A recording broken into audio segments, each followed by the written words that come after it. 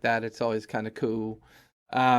So interesting thing for all the of you out there that are digital DMs, like I've been, or digital storytellers, like I've been for a while now, are my personal over reliance on the digital interactive community has been somewhat interesting. I've noticed that when patches come out and things come out, it creates some challenges. So, like when I got up this morning and I was doing some work at my studio, I began to realize that there was a Win10s patch that came out, and it does what I forget that a lot of Win10 patches do, right?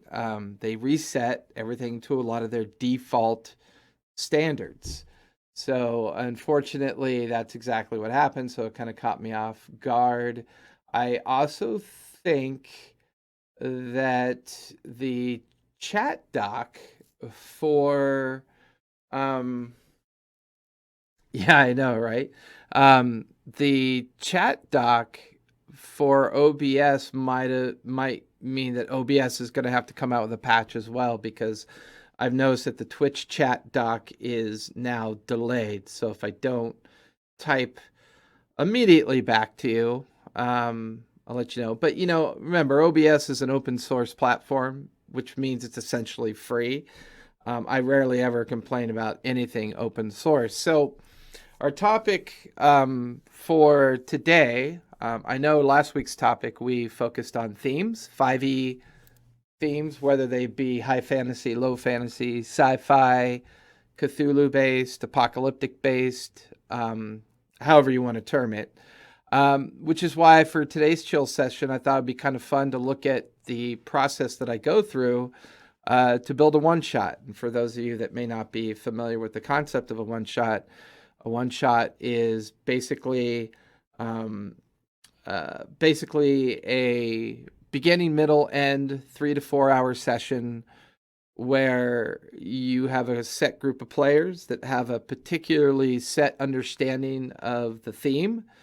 There's the beginning of the theme, the middle of the theme, and then the conclusion, right? So, for example, you'll see every other Thursday we do our one shot Thursday Presents or One Shot Presents, where members of our Discord hop on in and play a one shot. And our current theme right now, which will change eventually, I change it every few months, is the Waterdeep Detective Agency, where we focus in on a new kind of Waterdeep. They have become members of Detective Agency, and we have these cool little stories that play out in one shot, where we're able to conclude a session, usually within about 3 hours. And it's a teach and learn concept, because that's one of the really nice thing about one shots. They really do allow you to develop a teach and learn session with maybe a table of new players. If you're uncomfortable getting into a campaign right away, a one shot is a great way to kind of like treat it as a zero session slash one shot, where a great way to introduce potential players to your playstyle, the theme, the genre, your approach to how you want to run your table. And sometimes these one shots end up turning into a campaign, because you get a large group of people or a small group of people together that suddenly are like, ooh, that was a lot of fun.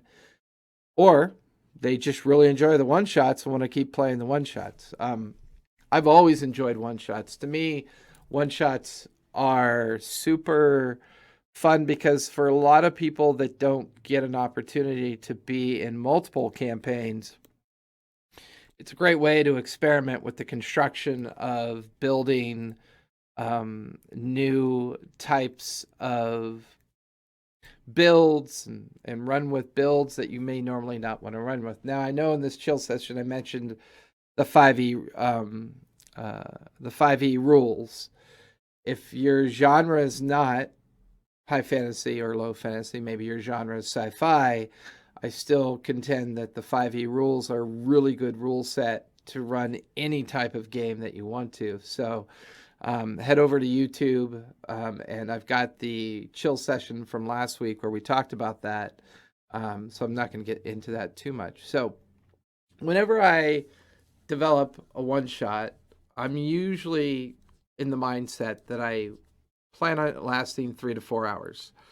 I try to organize a beginning, middle, and end. And my beginning, is narrative. It allows the players to interact with the world that the one shot is placed in. Now, depending on how well they do and what they do during the first maybe 20 to 30 minutes of the narrative, getting started on the one shot, will determine certain either advantages or disadvantages once they get to the encounter. Because once again, a one shot without an encounter may not be as fulfilling or immersive for a group of players, because for the most part, they're trying to discover solutions to a build or a character build that they're experimenting with, or they want to gain more knowledge in regards to the rules and the rule sets and how those things work within either a game maybe they're already in or a game they're planning on playing. So once again, our one shots tend to be very much teach and learn sessions. No one's ever expected to be perfect in the rules. And we are talking the 5E rule set, but a lot of times I will borrow quite a bit of lore and other items from previous versions. So the first thing I want to make sure everybody understands is that there are a lot of free structures out there. There's a lot of free content builders out there that for the cost of like $2 a month, you can get access to a lot of really cool and creative items. So for example, TetraCube is one that I really enjoy using. What I normally use this for is to generate my NPCs. So for example, scrolling through here, I set everything is at random, right? So we're going to randomize one of our, we'll make this the antagonist for the most part, right? So I hit generate character.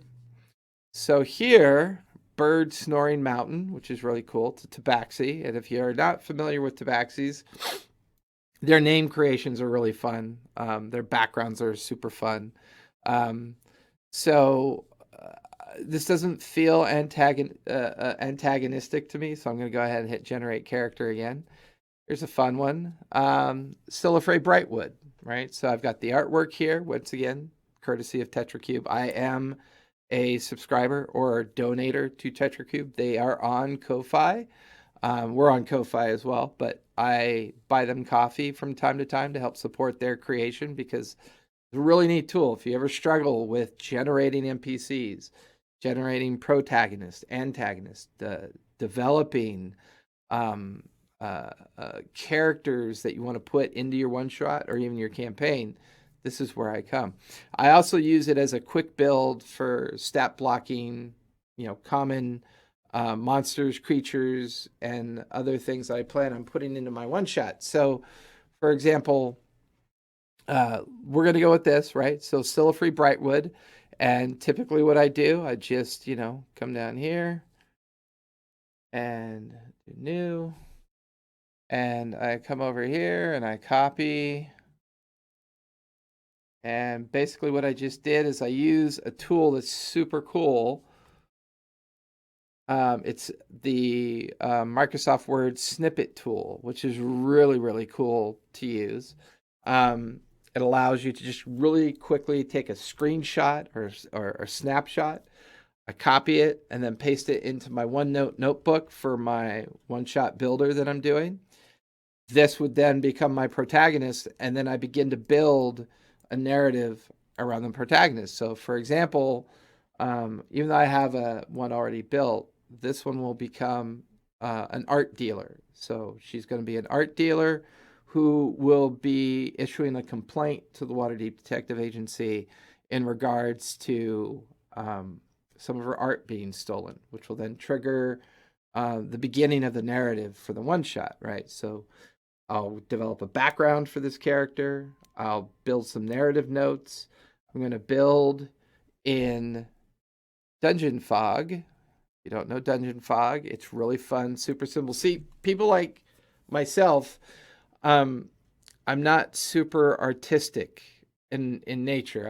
I'm not one of those folks that can sit down and draw and do really well at drawing. In fact, it's so frustrating for me to do it. It kind of slows down my creativity. For me, my main creativity is storytelling. I love to do it. I love to write it and read it, and I love taking characters through a really fun story or narrative. That's where I really enjoy things. So from that perspective, I hold on one, folks. Sorry about that. Had a minor glitch on my other panel. Sorry I didn't catch that. I always like to have the tavern music going in the background while I'm doing this. Kind of fun. Um, I I'm not artistically inclined when it comes to animation and graphics and art and all that stuff. I'm super jealous of you out there that can do it, but I can't do it. So I pay the $4.99 a month to have access to Dungeon Fog, where I can come and just craft or borrow from their public domain. Now they do have a public domain that allows you to use public domain maps. So sometimes building a map and then just plugging and playing it in with the session that you're trying to build is an easier way to go. And the reason why I use these tools the way I use them is sometimes parts of your creativity. Hey, Maka the DM, good to see you. I believe you're hitting us up from England. Hope everything's good over there in the UK. We're just having a quick chat about building a one shot, and I am currently reviewing one of the tools I use, which is Dungeon Fog.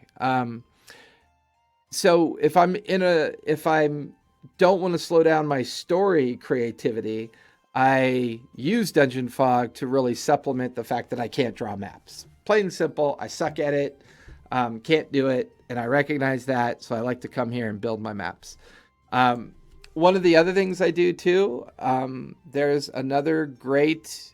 So even, and by the way, we're not sponsored by TetraCube or done anything I'm showing you. We're not sponsored by. I'm just giving all of you some insights on some tools that are super either cheap or donation based to help you build out your world and build out your one shot based on tools that maybe you don't have access to. If you are one of those folks that has a natural inclination towards pen and paper, stick with what drives your creative juices. If you want to experiment with this, feel free. But whatever is your muse, right? Whatever's your muse and helps you sustain your creativity, always focus on that.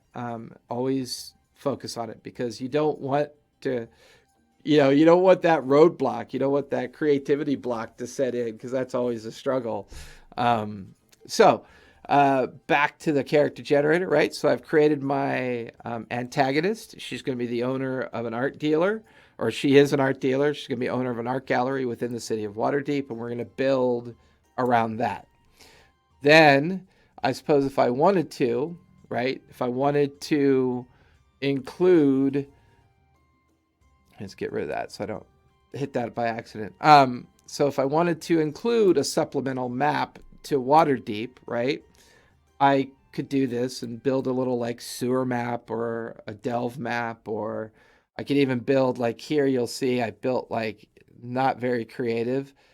It's a kitchen, right? So sometimes my stories have less to do with the maps, even though I know obviously some people will struggle with theater of the mind, because one of the challenges of being in different types of games, some people prefer VTTs or virtual tabletops like Roll20 and all those other systems that have a very kind of clear representation of a visual representation of the map and of the narrative of what the storyteller is doing. Normally what I do, I use a combination of artwork, minimal maps, try to do as much theater of the mind description as I can, but I do have a battle cam.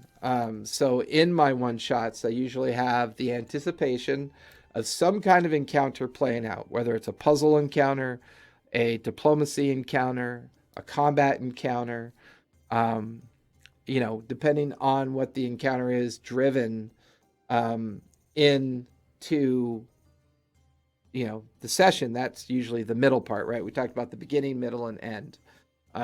It's very important when you develop your one shots, make sure they end. I know for a lot of us that's a struggle because we don't want to feel like we're railroading our players, but the very nature of a one shot requires a bit of railroad. It's just going to happen that way because you're providing a playing field for people to experiment with a build that they're doing. So, to a certain degree, sure, the beginning creates the advantage or disadvantage of moving into the encounter. The encounter plays out, and then it includes with some kind of brief narrative at the end that concludes it. Yeah, I agree, Maka. A lot of my campaigns start with one shots. In fact, 20 years ago when I was playing one shots, that was really, I think, our first dive into zero session, right? You get together, the one shot taught people how to play. They had a lot of fun, and the next thing you know, the genre or theme of your one shot suddenly becomes a campaign because it is a great teaching tool. It's an awesome teaching tool. It really helps people understand the rules, how it works, combat encounters versus other encounters and stuff like that. So if I was building a hook, right, a quest hook or a story hook for another campaign or a non-Waterdeep Detective Agency one-shot, one of my fellow players and members on our Discord turned me on to this, which is really cool, the Medieval Fantasy City Generator. Once again, it's a donation open source because it's IO.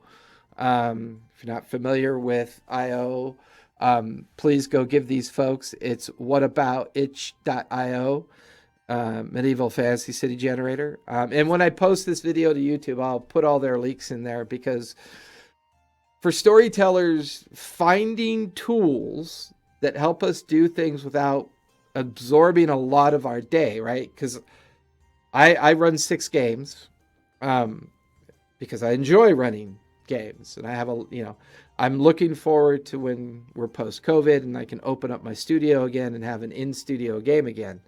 Right now, everything's online for everybody's health and safety.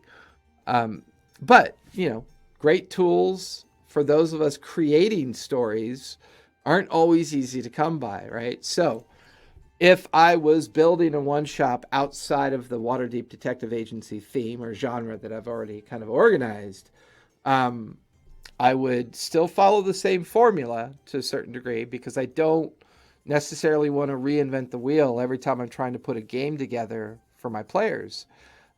So I go to my D&D character generator, create my antagonist or protagonist, right? I'll go to Faerun, I'll go to D&D Beyond and create my campaign, right? I'll do a summary for a place for all my characters to create. Now, for my one-shot presents, I have a standard campaign link that I use within our Discord, so it's very easy, right? People could come here. Oops, that is the wrong one. Let me go back. It's my Friday night game. Sorry about that, folks. There are a lot on here. So for my, there it is, Waterdeep Detective Agency, right? So view campaign. Currently, my content sharing is up. The Discord link is in there. You'll also notice that I put in all of the level 5, 10, 15, 20 content related to the theme. The theme is here, so there's plenty of background for that information. Now, the one coming up is a level 15 engagement. So one of my players has already built their level 15 character that will be involved, right? So I've built the protagonist or antagonist. The campaign already exists, so there's a healthy link for people to go to and do what they want to do. I'm skipping the generation of the city. However, one of the things I may end up using, and I'll bring that up really quick, There's another, and I'm trying really hard, folks, to track this person down who built this. I originally got it from Reddit.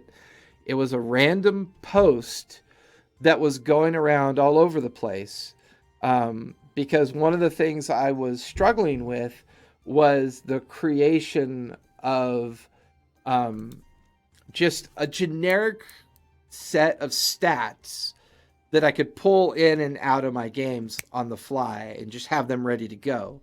So it's called the town generator. And what I mostly use it for is you'll see, let me pull the panel up.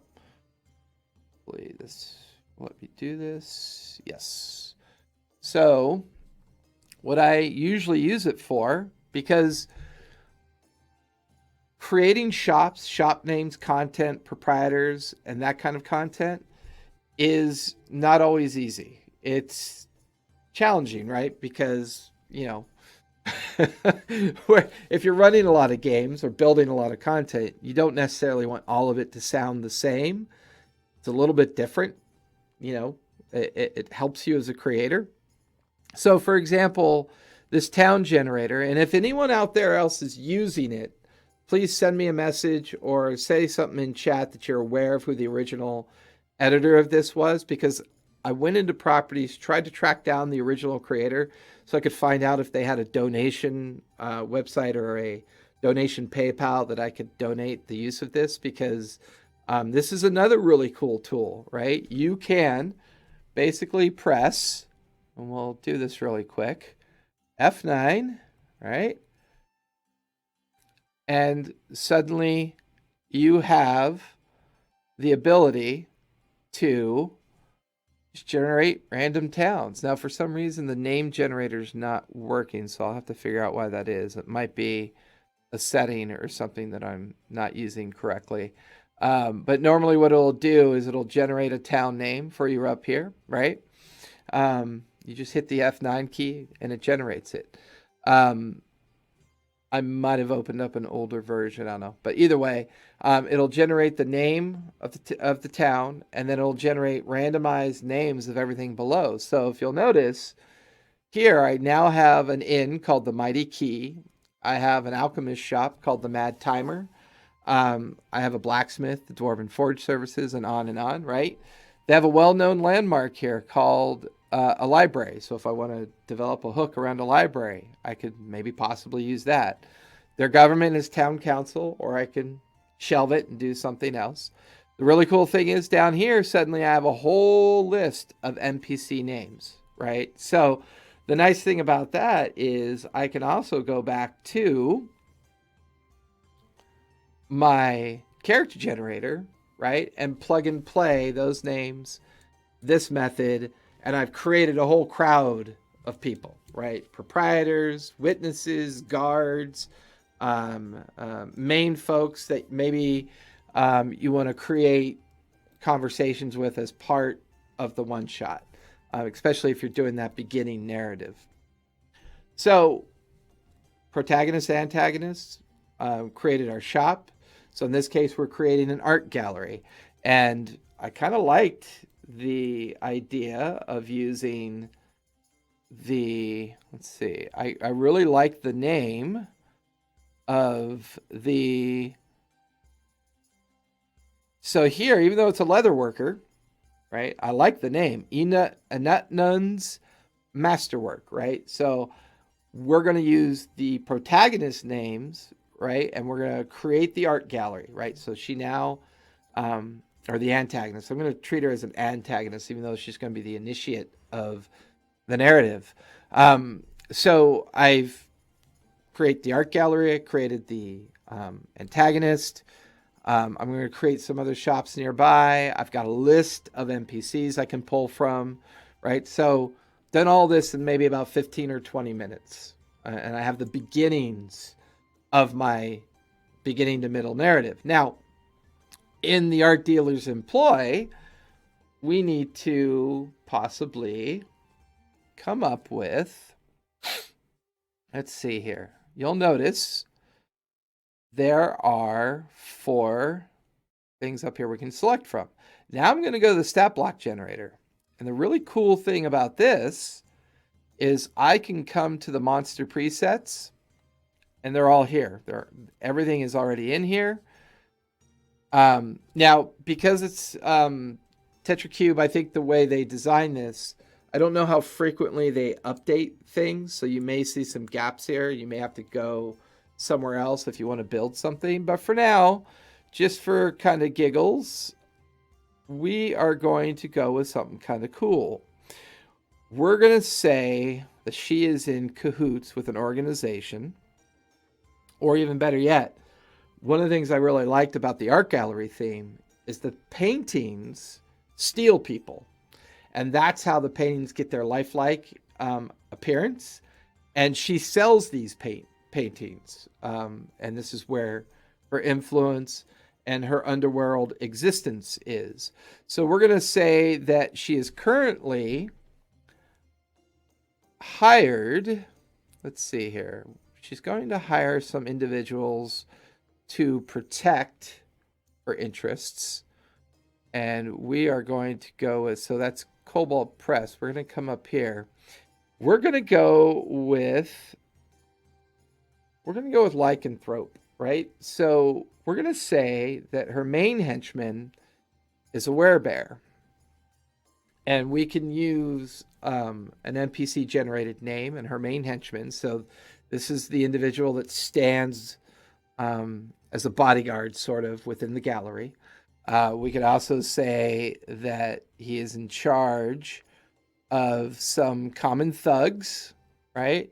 So we can use some common thug stats to fill that in as well. So now I've got my my werebear captain, right? And if I wanted to, I could go once again back over into my town generator, come down here. I've got all these names I can run with. So maybe his name is going to be Wysam Atua, right? I can use that name because it's already there, pull it out. Now the werebear captain or bodyguard has the basics of understanding of how we're going to use them, right? So go back to our creation.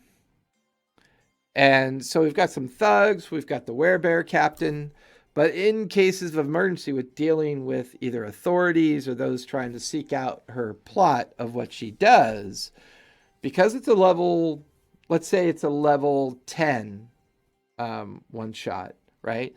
Thugs and a werebear may not be enough of a challenge for that encounter. I don't use CR for any of my games. I try to come up with a more balanced way. And here's the one thing I don't do. I will not go and look at the characters that were created.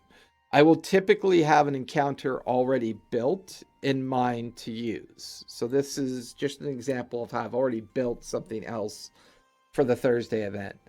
I really want to give people that immersion of they build their characters for the balance they think they need, and I build my encounter based on the immersion and balance as well. And it's really fun to watch because it's a great way for me to test how I build my encounters with a level 5, 10, 15, or 20 group, because then you can play the laws of averages. In a future chill session, I will go over a very interesting way. It's a formula I use in my campaigns to balance the encounters. But it's just something I use. It's not something that maybe works for anybody else, but I'll share it in the next chill session because it's kind of interesting. I'm a huge data person, analytics person. I have a heavy IT background. So I really love to use data and analytics to kind of build assumptions and presumptions. And in another chill session, we'll talk about it. So we got a werebear. We got some thugs that are in the werebear's employ. Their job is to keep nosy people out of the art gallery. The antagonist, what she does is she magically enchants paintings to absorb people during the art gallery presentation. She is going to create a fictional problem, which encourages our detectives to come and investigate when in actual fact she'll be attempting to capture them and add them to her art collection. But in case things go sideways, we are going to put a stone golem in here as well. Now, typically for my one shots, I already have a table set up, the encounter set up, the terrain, everything's all set up. I use my S21, my Samsung 21, as my digital battle cam because it's small, compact. I can move it around. It does a really good job of displaying the encounter for those that want to watch it.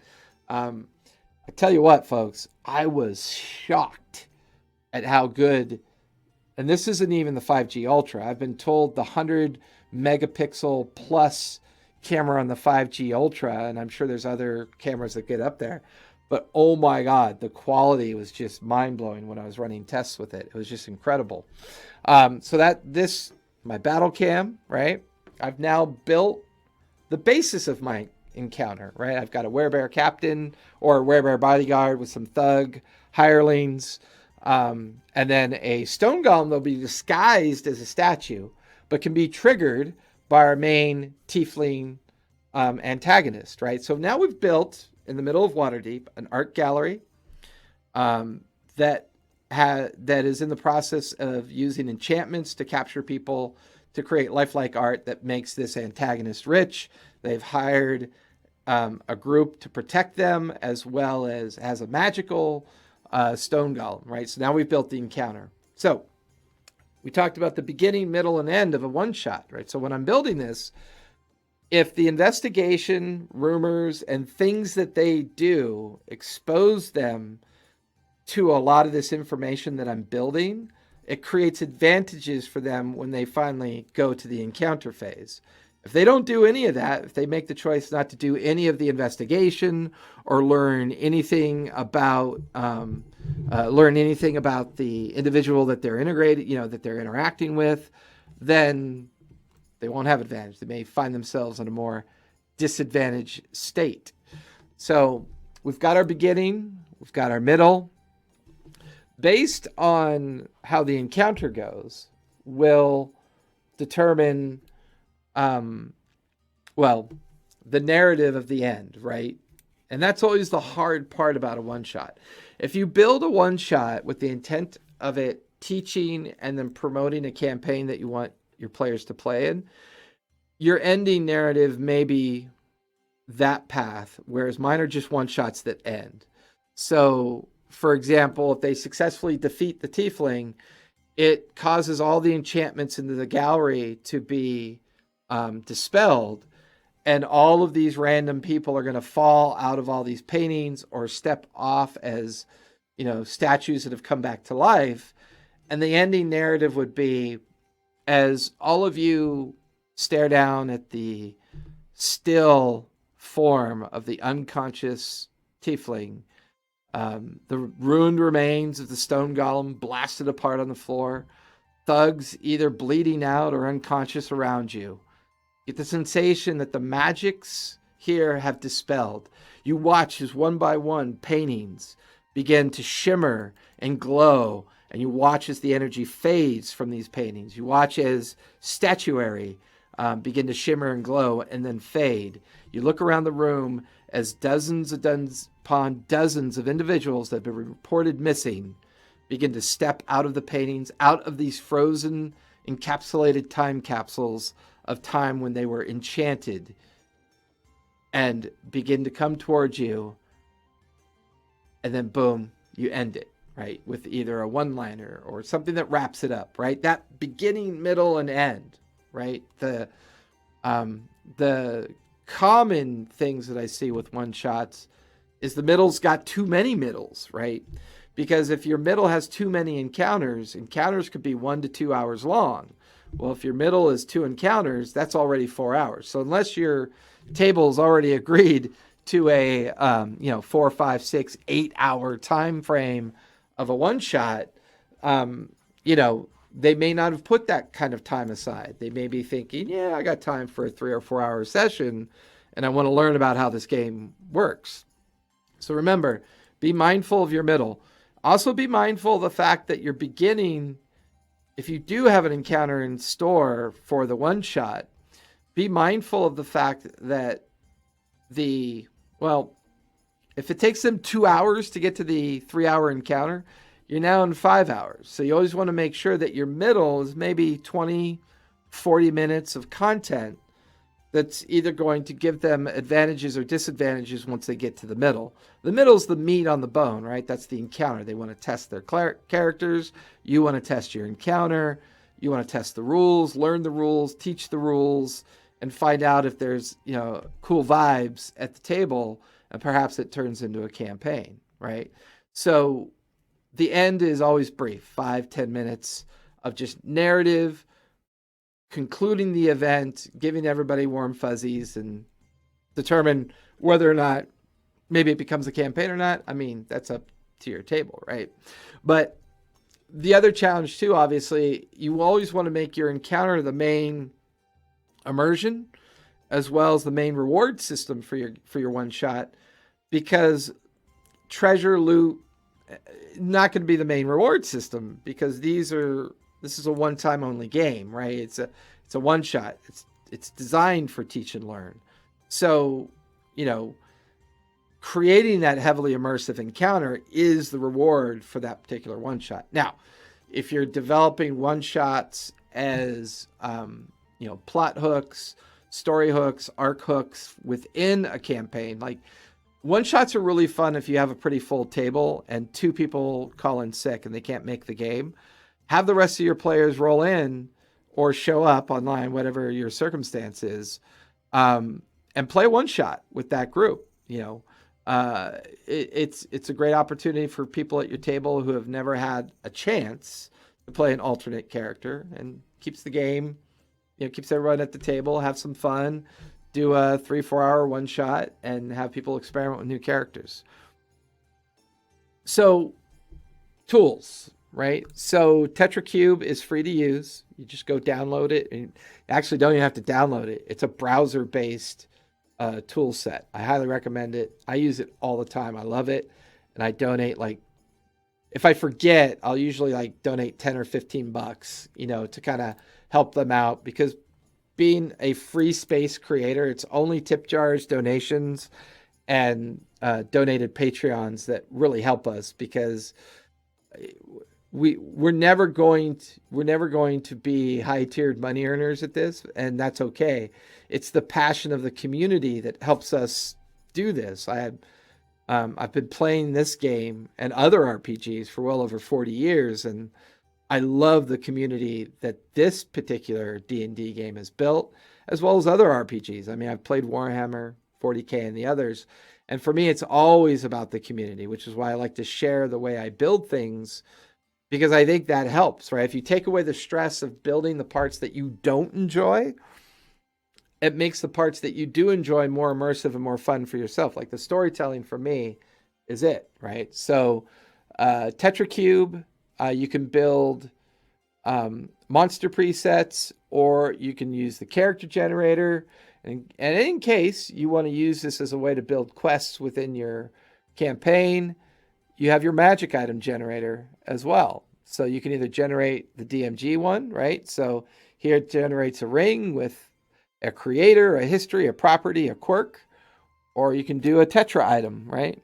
A trident, right? Same thing, origin, major property, minor property, special property. So if you're not a huge fan of item creation, which I'm not usually, I mean, I do use a lot of old school lore books to do some of my custom homebrew items, but this is a really cool way to do it as well. And then obviously, if you just want to generate a stat block for a monster that you want to use in your game, you have that as well. If you don't have D&D Beyond, I at least would recommend doing the free version of it. You don't have to pay the license monthly. I do, because I run so many games and I like the content, and that's my thing. If you want to experiment with it, you can register, create a free account, and have access to the free basics, like the standard rules, the SRB, I think, the standard rule basics or base set. And sometimes they'll throw in free content to, just because, we're all at stay at home right now. But I highly recommend, if you've never experimented with it, check it out. If your muse is still to pick up a book and read through those pages, stick with your original muse, because if that's what's helping you be creative, then be creative. I highly recommend that. Um, this is really cool, and it doesn't necessarily have to be a medieval city. You can use this for any of your RPGs. This is really neat. I'm really glad that Vincent turned me on to this. I've only recently started using it, so I've got to figure out their donation method. And I believe, yeah, support this generator will take me to that. So I'm going to take care of that today because I really enjoy this. I can't build maps. If I need a basic contextual map to be able to support the theater of the mind narrative that I'm doing, I come here and I do this. And then finally, and folks, if you buy a Starbucks coffee once a month, you're essentially, that's the cost of using Dungeon Fog. It's amazing to me. $4.99 a month gives you access to a lot of stuff to use. It also allows you to import and export things. And it also, if you're a VTT storyteller, if you're a virtual tabletop storyteller and you're using any of those methods to do it, it's supportive. It's really cool. I don't normally promote stuff, but honestly, at $4.99 a month, this is a really cool, and it's cool for me because I'm a UI person that likes simplicity. I like super simple UI, so I don't have to spend weeks learning how to use a tool, like some of the others made me feel. This one fit the way I like to interact with things. Now, the other thing was the town generator Excel spreadsheet. This thing is really, really cool. Pull it back up here for you really quick. I'm still going to try to figure out the original editor for this, find out if there's supporting updates to it. I've not been able to find updates to it. Once again, if any of you know, message me. That'd be super awesome. I'm always a huge fan of supporting content creators. I think a community of people that support each other and other communities that support things that are, super interesting and fun, and things that that we immerse ourselves in, and in our creative spaces, and share those creative spaces. If I can afford to, I will always make sure I try to support other people, because I think it's kind of important that we do that. Now, that being said, that is essentially everything that I will often use for when I'm in a creative mode. The one thing I can't show you is I also use OneNote to manage all my content. I tried to do the window capture for OneNote, and I don't know if it's a patch or an update or an exe limitation on OBS. I don't know yet, but for some reason, OneNote will not capture. The only thing I can think of is the way OneNote is layered. There's multiple executables within the application itself, so it may not like it. But if you have any experience with OneNote and you want a super affordable pre-existing way of controlling your content, it's super cool to use. If you want to not go the money route, my IT profession, I've raised an Office 365 and raised in the original Office space, so it was easy for me to incorporate it into this. My old school ways was a notebook, a steno notebook, pencil, some graph paper, and my Raoul Partha figures and my first edition D&D books back in the early 80s, late 70s, and then put all that into a giant duffel bag or containers, and then take it all over to a friend's house or whatever and play D&D. We also did that with Greyhawk and Star Frontiers, Indiana Jones, Gangbusters, Cthulhu, a lot of other games that we were playing at the time. Top Secret was super fun. So yeah, I've played. Yeah, I know. I'm a million years old. I apologize for that. With that is everything that I mostly use. And I keep it all organized in OneNote. That way I can bring up my OneNote on one of my other monitors on the wall. So for referencing, I've got OneNote on one wall up with all of my content that I created for a session. Run everything through my Discord now for online, but eventually I do have a studio game room. I do plan on putting kind of a video of it out eventually so you can see it, but I would say it's probably about almost 300 square feet. I've got a game table in the middle that I built. I've got bookcases all the way around with all my minis, collections, terrain, and everything else that I use. I do have multiple monitors set up. Um, but yeah, just wanted to kind of chill out with you guys today and with all of you today and talk to you about how my creative juices get going. And this is kind of how I do it. We do. We'd like to invite any of you out there that would like to teach, learn, or run your own game. If you jump into our Discord, we will help you do that. It's not always fun running your own Discord. There's a lot of limitations to the free Discord.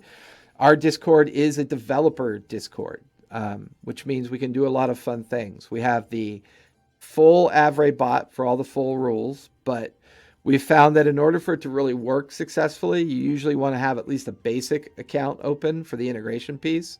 We have 3 Groovy bots. We have an event bot. We have a Me6 bot that just handles all the invitations when people come and go and stuff like that. You're always free to listen in on any of my campaigns. And I run a game Monday night, Tuesday night, Wednesday night, every other Thursday night, Friday night. So I'm usually running the game every day, night of the week. I do run an alternate Sunday morning game, but I do have a handful of games that look like they might be wrapping up. So I do have some new campaigns I will be spinning up pretty soon, opening up to Discord members as well. But if you need help teaching, learning, if you need help organizing a game, and it could be any RPG game. Even though we've been D&D centric for the better part of 6 months, we also have folks that are well versed in Mage the Ascension, the Vampire the Masquerade, Cthulhu. I'm even working on a Steampunk Cthulhu alternate campaign using the 5e rules, which is kind of what we went over last week. So we do have a YouTube. We have our Discord. We're live on Twitch with our Monday chill session, which is going on right now, which hopefully you're watching. I usually put this up on YouTube eventually at some point. We have a Tuesday night doubleheader. So Tuesday afternoon from 12 to 4 o'clock Pacific Standard Time, 1 to 5 Mountain Time. Titans Revival, which is actually a game that is run by one of our Discord members, and the participants are our Discord members, and they are live here on Twitch. That is an avatar-based game. Not everybody's comfortable with cameras, and I respect that. I don't force that issue. My Tuesday night game is Denizens and Their Masters, Adventures Along the Menagerie Coast in the World of Exandria. If that sounds familiar to any of you, that is one of Matt Mercer's books that he wrote. I homebrew the whole thing. I do have cameos from some of the other NPCs that I really enjoy from the Critical Role universe. Wednesdays, we're not on Twitch. However, my co-founder and co-criminal, Kevin Hitt, who runs our Sunday night Basilica of the Cudgel Greyhawk adventure game, 6 to 9 p.m., he is putting together a Wednesday night game, and I believe he still has open seats for that one. That one will be a Twitch camera event. You need to be a Discord member. You need to PM him, give him your background so that he can talk to you about it. And it's basically called Heirs of Anarchy, which is a birthright gaming system, which is still the 5e rule set, but it's based on the Birthright game that came out, I think, back in the 80s or early 90s. I could be wrong about that, but it's a lot of fun. And then, of course, we have our Friday night game, Age of Arcanum, 7 to 10 p.m. That is a Dark Sun-inspired homebrew 5e game. We also have every other Thursday our One Shot Presents. So lots of fun stuff going on Twitch. Please follow us or subscribe. That'll help us a great deal. We do have a Patreon. So if you look down below in our About section of our Twitch channel, you'll see our basic panels on where you can go. Or if you click over in our social links, you can see, actually they're over there. Are they over there? No, they're over there. If you click over in our social links, it'll take you to all of our social platforms. I'm super easy to communicate with. If you ever need any help with anything, you can always just reach out to me directly. Be more than happy to talk to you about anything that you'd like to talk about, because those conversations with the community are always fun. And what would help us a great deal, go to our Patreon, $2 coffee, get you your, basically share $2 coffee with us. This helps us cover the basic costs of running the Discord, and the cost of our equipment and content creation for the worlds that we build and supporting our community. So, as I always say when I sign off, everybody please be safe out there. Try really, really hard to be nice to each other. And if you can take the time, sit down and play a game with some friends and family. It's definitely worth it. So, see y'all. Talk to y'all later. Take care.